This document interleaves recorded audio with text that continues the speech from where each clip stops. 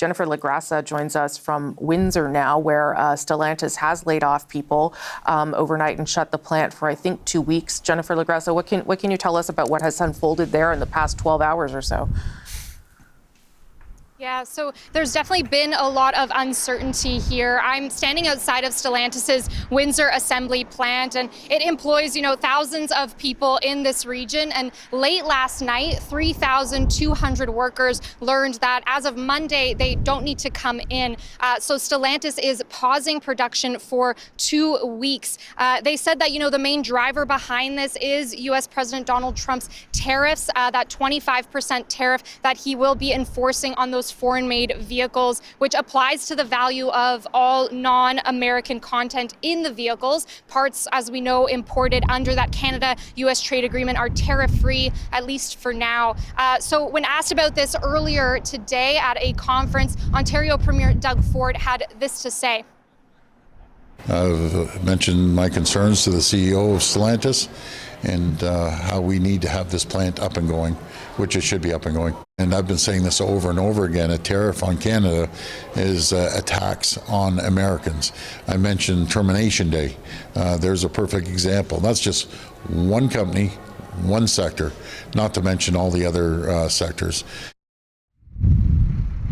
So we're going to be hearing from the union for these workers here. That's Unifor Local 444 this afternoon. But on social media, the union has said that there are more scheduled changes that are expected to come in the coming weeks. They also said that these tariffs have and continue to create a lot of uncertainty across the whole industry right now. Okay, Jennifer LaGrassa, thank you for that. Really appreciate getting the news from on the ground where there's already been an impact. Thank you. We'll come back to you if we need to. And I'll bring back David Cochrane here. It was interesting, David, that the Liberal leader also said that he visited that very plant when he was in Windsor last week trying to, when he announced, I believe, that $2 billion fund for the auto sector to try and help them if they kept their goods and their business inside the country. This is a tiny sliver of the damage being done to the Canadian economy in the short term. This is going to be much bigger and much broader. And you even heard Mark Carney talk about how he believes that in the auto sector in particular, the United States will quickly find out that the competitive advantage of having an integrated sector will come crashing down pretty hard on the United States. Yeah, and it will cost jobs and it will cost profits and shareholder value on both sides. But there is an acute vulnerability on the Canadian side of the border in terms of the job losses, right? Like this one, I got Lana Payne on the phone very quickly before we started this special at 11 o'clock today. She's the national president of Unifor. And I was asking her about, walk me through the implications of what's happening here in Windsor. And she said, there's those direct jobs, but then there's all the other plants that feed into it, right? So this is the supply chain. And there's potentially a knock-on effect of thousands more of people who could, either have a reduction in hours or a loss of employment, at least temporarily and maybe permanently, depending on how this goes. Because you have in these integrated supply chains parts that are made on both sides of the border and fly back and forth all the time without tariff. But in some cases, there's a duplication in production that if a part is made in Canada but might also be made in the United States, the big concern is that these tariffs, the automakers just say, well, we're just going to source it all from the U.S. side. So that plant that makes this specific part, gets choked out by these tariffs. And so that's just sort of the Canadian context. The bigger global context, right, where Mark Carney talks about how the U.S. is pulling back from its leadership in the world. When you look at the haphazard way these tariffs were done, the percentages that were imposed, it's done through this rough calculation of trade deficits and exports that nothing really to do with reciprocity. No, it's not reciprocal. It's a very crude measurement. And just to give you an example of there's 20% on the European Union, 10% on the United Kingdom. But this is how haphazard it is. The Heard and McDonald Islands, which are in Australian territory, they have a tariff slapped on them. Nobody lives on those islands. There is no industry. It is solely inhabited by penguins.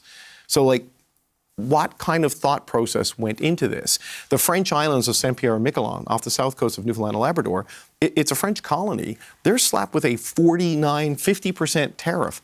There's 5,800 people there. It is not an export and manufacturing hub.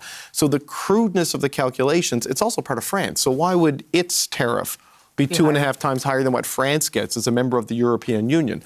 So the logic of this, is non-existent, is the best way I can explain it.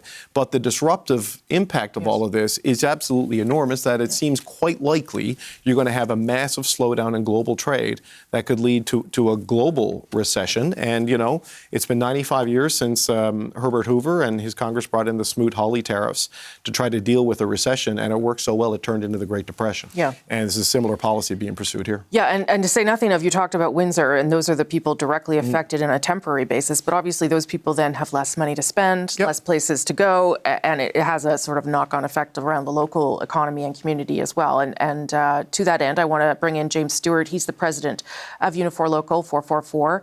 That is indeed the Stellantis plant where people have been affected today. James, thank you for making the time. I'm sure it's a very challenging day for you and people in the plant. Good afternoon. It is. It certainly is. You know, they've announced this temporary shuttering of the plant for a couple of weeks. They've also told us that they expect changes to the schedule beyond those 2 weeks after they reassess. There had been rumors around Windsor and around our plant about some downtime coming.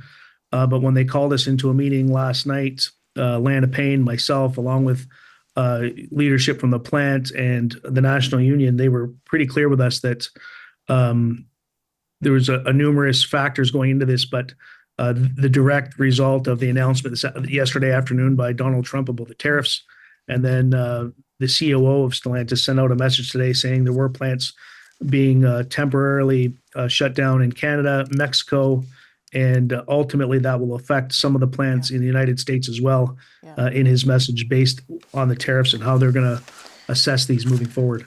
So it's 3,200 people in your plant, a plant that has only, I think, 4,000, right? So there's not a lot of people who are going to be still working. We have 4,500 at the Windsor Assembly Plant. There's about 4,000 of them. Okay. And then you'll have the whole feeder system. So we have, you know, five tier one suppliers right here in Windsor. You have a whole host of second, third tier suppliers, both unionized and non-unionized, both in the States, Canada, and Mexico, that will all be affected. So there'll be, you know, maybe a factor of 8 on that 4,000. So James, let me get your best guess then on whether this pause in work will continue, because if the tariffs continue at this magnitude, it seems hard to imagine that all auto plant sectors and manufacturing sectors can continue to function. Do you think that this is going to be a longer work stoppage than what you've been told? I think potentially. It's hard to know. I know that, you know, the United States has come out and said all foreign vehicles are being taxed at 25%. CUSMA or USMCA qualified vehicles will only be taxed, and this isn't yet, but only be taxed on the non-U.S. portion of the vehicle. That's going to take quite a long time to figure out. And they're also saying come May 3rd or May 4th that parts, whether they're CUSMA related or not. Right now, any CUSMA related part isn't being tariffed, but come May 3rd, that will change. And I really think that has the potential to shut the industry down. You said their job losses would be multiplied by a factor of 8. Did I hear that correctly? And so what would you for every direct, you know, job in the plant, it's about 8 members or people that build to feed the plant for every member of the assembly plant. We're a plant that build. Go ahead. Well, I was just going to say, James, I don't know if you heard Prime Minister Carney talk about the response, which will be a 25% reciprocal counter tariff, worth about $8 billion, and that all of that money will be fed back into the auto industry to support workers. Is that encouraging to you? How concerned are you about what people are going to need in the days and weeks ahead? Well, I'm concerned. I think that's the right decision. Any tariffs that are raised have to go to the people that are going to be affected by this. Tax breaks mean nothing if you don't have a job. If you're not making income because your job's gone, a tax break means nothing to you. So I think it's got to go into, at least in the short term, to address to make sure the economy is still running, to make sure people are still feeding their families. You know, the worker of the plant can't fix this. So I think that's the right call. But I think more needs to be done over the coming weeks to really work towards resolving this whole issue. Can you give me a sense of what kind of salaries people make in that particular plant versus sort of what they will get in terms of employment insurance, at least in this short term? So, with employment insurance and the assembly plant has a supplementary unemployment benefit. It's in around, 65 to 70% of their wages. The feeder system, which is much larger, they don't have any of that. They've got EI somewhere in the neighborhood of 45% or 50% of their wages. Most will have a hard time getting through this.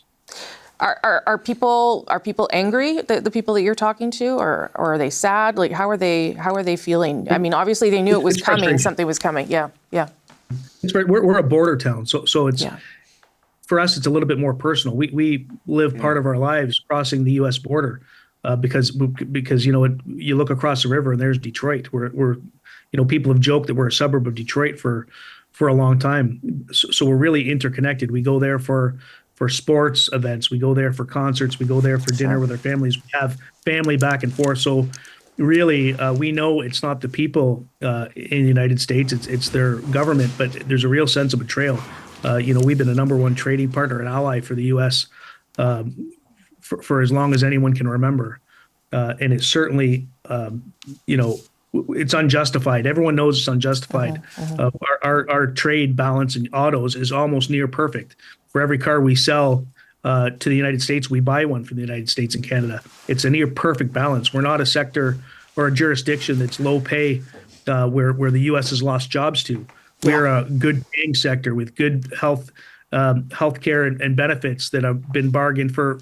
And even non-union places supply the same or provide the same benefits because that's just the way it works. We have high standards of health and safety legislation and safety in the plant. So this is not the jurisdiction that the United States loses jobs to.